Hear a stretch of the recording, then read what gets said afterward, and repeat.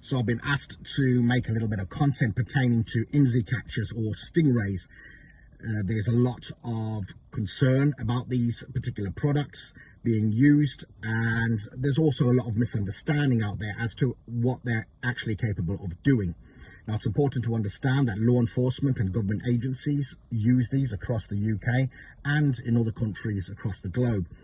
What these do is they simulate a cell phone tower, so they trick your mobile phones into believing that they're the closest and strongest cell phone tower, so your mobile phone connects to them instead of an authentic cell phone tower. Once connected to these devices can capture a ton of traffic pertaining to your particular device. They will capture the device's IMSI number, being the International Mobile Subscriber Identity Number, that identifies the actual SIM card within the device. These are also inserted on the hardware of a phone that operates with an eSIM. So if you think you haven't got an actual SIM card but an eSIM, you still have the IMSI number injected or imprinted on the hardware of the device. It collects the IMEI number of the actual device that the IMSI or SIM card is also connected to. So it's the registration of the device and the SIM card and the individual behind it that's collaborated and collected and input into a database. Now, these can collect well over 60,000 or connect to well over 60,000 mobile phones at a time.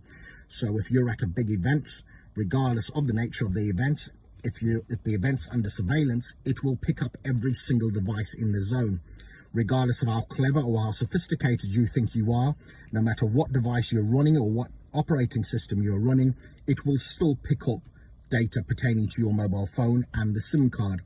One needs to understand that the networks are superior to any mobile device. Your mobile phone is only as secure as the network it connects to. So once it's connected to these devices obviously override any other security protocol that your device may initially have had. So they work in two formats. One is a passive format and one is an active format.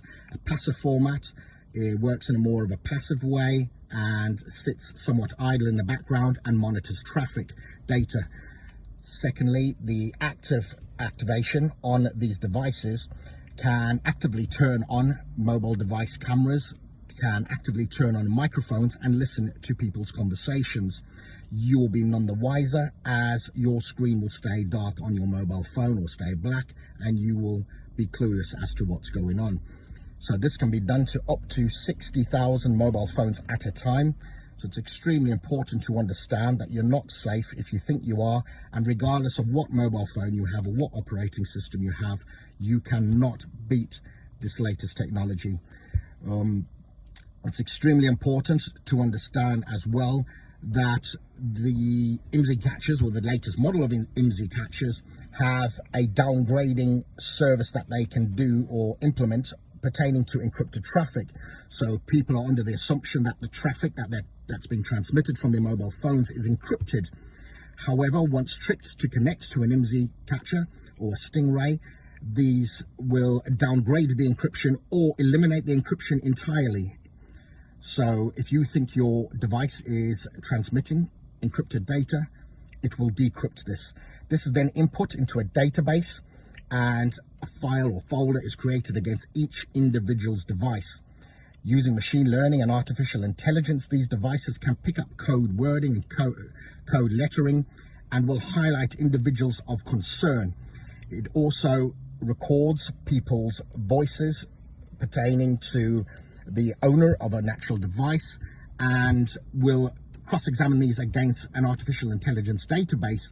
So if your voice is on a specific database, it will pick it up and understand what mobile phone you are using. We need to understand that we work in a day and age of extremely advanced technology, and no one is immune or can bypass the sophistication of the technology that's being used at the moment.